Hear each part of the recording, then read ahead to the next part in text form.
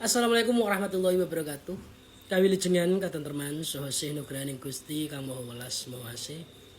Mugi tansah tumedhak tumantuk kajiwa kasalira wonten jiwangga panjenengan kaliyan kula. Waraden sagung dumadi widodana ing sambi kala. Kalis saking pringga brayaning donya. Malam ini karena banyak masukan dari teman-teman yang sedang tidak baik-baik saja dalam usaha, hari ini saya akan berbagi cara mempertahankan semangat usaha meski sedang banyak problem. Jadi tadi saya sempat live TikTok. Banyak yang bertanya seperti itu. Jadi kan poinnya gini, memiliki usaha terutama di masa sulit tentu tidak mudah. Tantangan datang dari berbagai arah.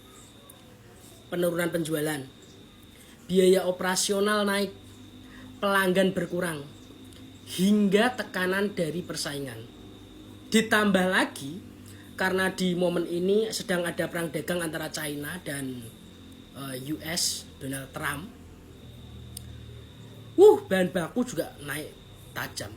Namun, semangat adalah bahan bakar utama yang membuat seorang pelaku usaha tetap bertahan. Itu poinnya. Jadi ketika kita mampu mempertahankan semangat kita dulu lah, setidaknya kita akan masih bisa berpikir lebih jernih.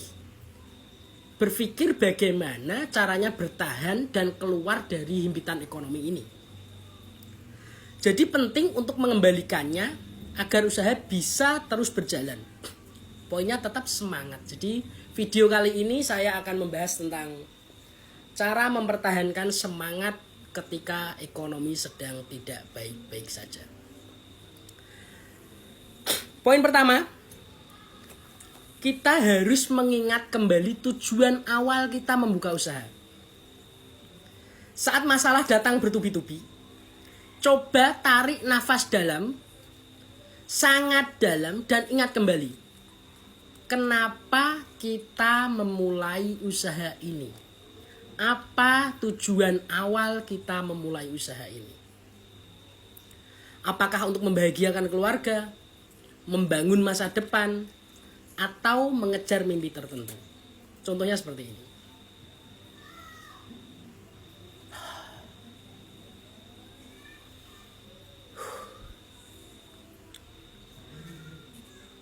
Resapi tujuan awal itu.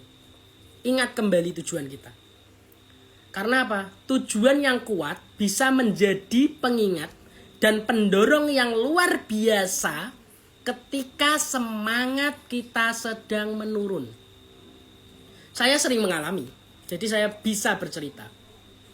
Lepaskan dulu semua problem yang ada, tarik nafas dalam, ingat kembali apa tujuan kita saat kita memulai usaha ini. Itu poin pertama. Poin kedua, fokus pada proses, bukan hanya hasil. Seringkali kita terlalu fokus pada hasil. Omset besar, keuntungan tinggi, hingga lupa menikmati proses. Padahal, usaha itu, hasil itu tidak selalu dapat ditentukan dengan hitung-hitungan matematika normal manusia. Tapi ketika kita mampu menikmati proses itu, itulah tempat kita belajar dan bertumbuh. Karena apa? Kegagalan bukan akhir. Kegagalan itu bagian dari perjalanan. Ketika kita mampu menikmati kegagalan tersebut, pasti kita akan bangkit menjadi pribadi yang lebih survive. Jika kamu bisa melihat setiap tantangan sebagai pelajaran, semangat akan lebih mudah dipertahankan. Tapi ketika kamu hanya berorientasi pada uang, hasil, ya jatuh sedikit langsung keok. Jadi jangan seperti itu. Oke, itu poin kedua. Poin ketiga, cari dukungan dari orang sekitar. Jadi jangan kamu pikul semua beban itu sendiri. Curhat ke keluarga, curhat ke teman, sesama pelaku UMKM. Syukur-syukur kamu punya mentor usaha yang bisa membantu kamu tetap berpikir rasional, tetap berpikir dingin ketika terjadi hal-hal yang tidak kamu inginkan.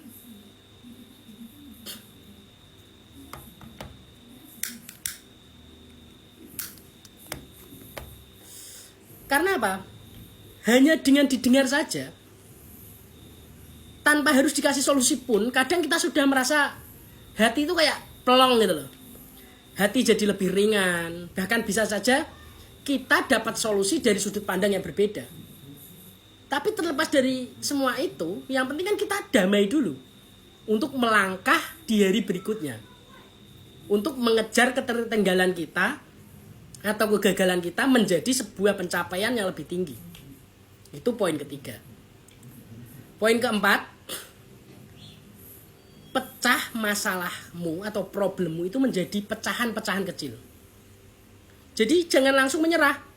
Saat masalah terlihat besar, coba pecah jadi bagian kecil dan cari solusi satu persatu.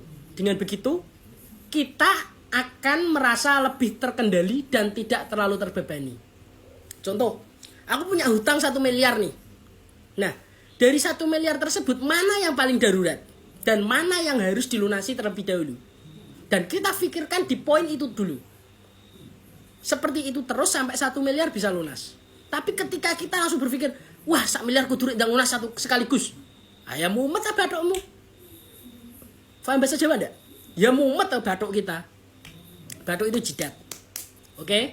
Nomor 5. Tetap belajar dan berkembang. Gunakan waktu sulit ini untuk belajar.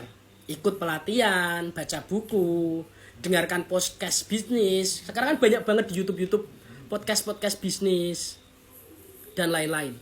Semakin banyak ilmu yang kamu miliki, semakin percaya diri kamu menghadapi tantangan. Karena gini, semangat biasanya muncul saat kita merasa mampu. Kemarin, baru 1 minggu yang lalu, aku ketemu salah satu temen. Dan aku mengidolakan teman tersebut. Dan video ini terinspirasi dari beliau juga. Jadi beliau bilang, bikin satu niche lah. Ya ini tak buat lagi. Namanya Mr. Jarod. Dia owner dari salah satu vendor kaos terbaik lah menurutku secara sistemasi di Semarang. Dia yang sudah punya ilmu tinggi saja dia masih belajar. Apalagi saya yang baru belajar. Oke. Dan poin ke-6. Work-life balance. Keseimbangan dalam hidup. Jangan sampai kita terlarut dalam usaha hingga lupa istirahat. Pastikan kita tetap makan teratur, tetap bersosialisasi. Usahakan tubuh dan pikiran kita selalu sehat. Agar itu bisa menjadi fondasi semangat yang kuat. Sesekali lah beri waktu untuk diri sendiri agar tetap waras dan produktif. Contohnya gini, setiap malam Jumat saya masih melakukan meditasi. Dalam bahasa modern ya seperti kayak yoga, atau untuk orang Islam bisa berdoa, ibadahnya diperpanjang, zikir dan sebagainya. Kalau saya melakukan meditasi atau dalam bahasa Jawa semedi, semeleh jroning dumadi. Itu nanti kita bahas di bab yang lain. Nomor 7. Rayakan setiap kemenangan kecil. Meskipun kecil, setiap pencapaian layak dirayakan. Entah itu dapat pelanggan baru, menyelesaikan pesanan tepat waktu, atau bisa bertahan 1 bulan lagi. Karena apa? Itu semua akan menjadi bukti kalau kita, kamu dan saya masih dalam progres bergerak maju. Seperti itu. Jadi kesimpulannya, semangat dalam usaha bukan sesuatu yang muncul dengan sendirinya, tapi muncul atas kesadaran kita untuk mengelola segala masalah yang terjadi. Oke? Dan masalah tidak selalu terus-menerus datang. Pasti ada solusi di balik semua itu. Sekian dari saya. Jika ada kata yang baik, silahkan digunakan. Jika ada yang salah, mohon maaf. Dan terima kasih. Rahayu.